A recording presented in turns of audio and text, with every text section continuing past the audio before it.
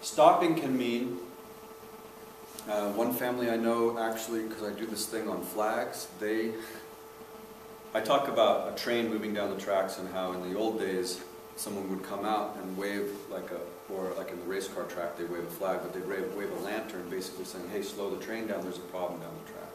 And if that person didn't listen, then another guy'd come out and he'd be waving something red, right? A red light or a red flag. And if people don't listen to that, then they, in the racetrack, they end up hitting the cars that are around the corner, or in a train, they end up going off the rails. A lot of people aren't listening to the flags in themselves. The tension, and they're not understanding why aren't we moving forward. This family actually gave each other yellow flags in the family, so when they started to feel like I'm not hearing you, they'd hold up their yellow flag. And then they had red flags, which meant stop. Stop meant, in their family, their dynamic, 5-minute to 15-minute break, you got to ask for what you wanted, and they'd all go and do their thing, and whatever it was, and then come back. And then they would work at communicating again.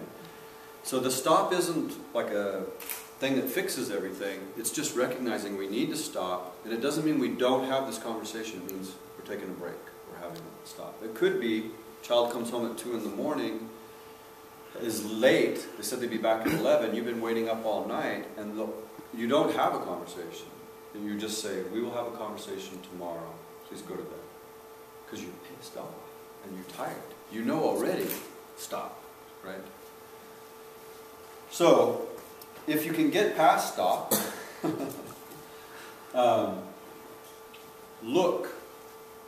Look means, what is it that you truly want? Okay? And a lot of times when you boil things down, I want my child to be safe, in the example of coming home late from the party. I want my child to operate with integrity. I want them to, their word to mean what they say they're going to do, they do. That's what I want. Okay, that's a good thing to talk about. But if when you look, you go, I want them to do what I tell them to do, stop. Again, notice my voice just with those words changed. You can feel it usually. You haven't looked enough. You're not very clear. And it's really helpful to teach your children this. So when they get into, well, you don't understand. Oh, stop. I don't appreciate that tone. We can have this conversation. I've got to model it. I can't use that tone either. We can have this conversation without that. What's going on right now? How are you feeling right now? That's a stop question. That a parent can do. Your children, as they get older, they may get good at this and flip it on you. Well, how are you feeling, Mom? Because you're getting pretty upset there. Right? And rather than take that as sarcasm, really good to practice it. Show them that you can do it. Well, I'm frustrated with you right now. Should we stop? Yeah, maybe we should. Let's talk in 5 minutes. Let me get rid of this frustration so that I can actually communicate with you. What we're looking for is authenticity or integrity within each individual. It's required to have a conversation. And we're not being authentic when we're being angry. Sad. Different that we're expressing our anger appropriately or our sadness appropriately, that's fine. But when we're using anger to communicate, or we're using sadness as a way to guilt trip or get what we want, this isn't authentic. It's, again, we're trying to get to that end result. Listen and then speak. So we're stopping before we even have a conversation. We're checking in with ourselves. What is it that I want? We're listening to other people. What is it they want? Now we're ready to actually have an actual conversation about these wants. Okay.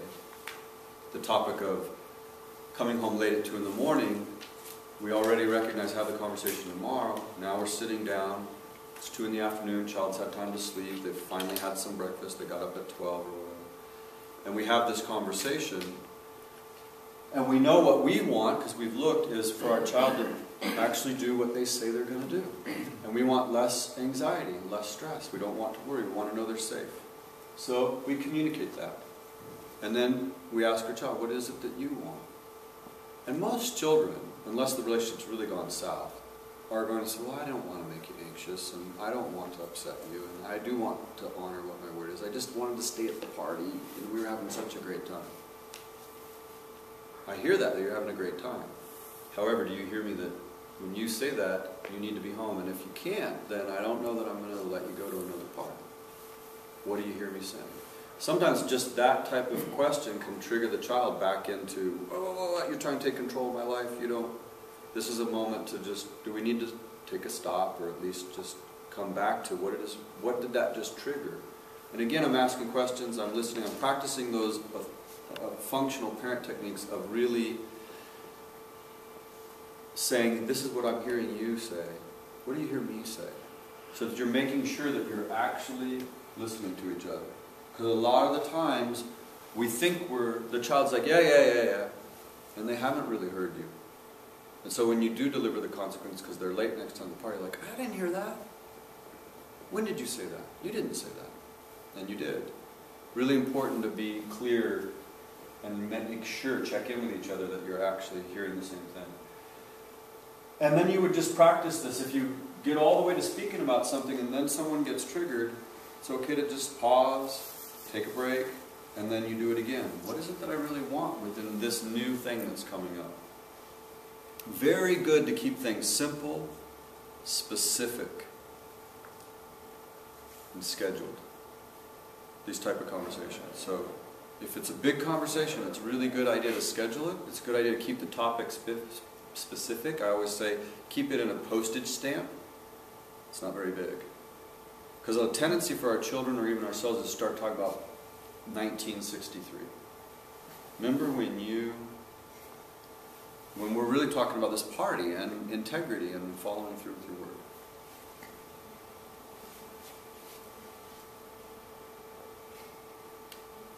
Repeat.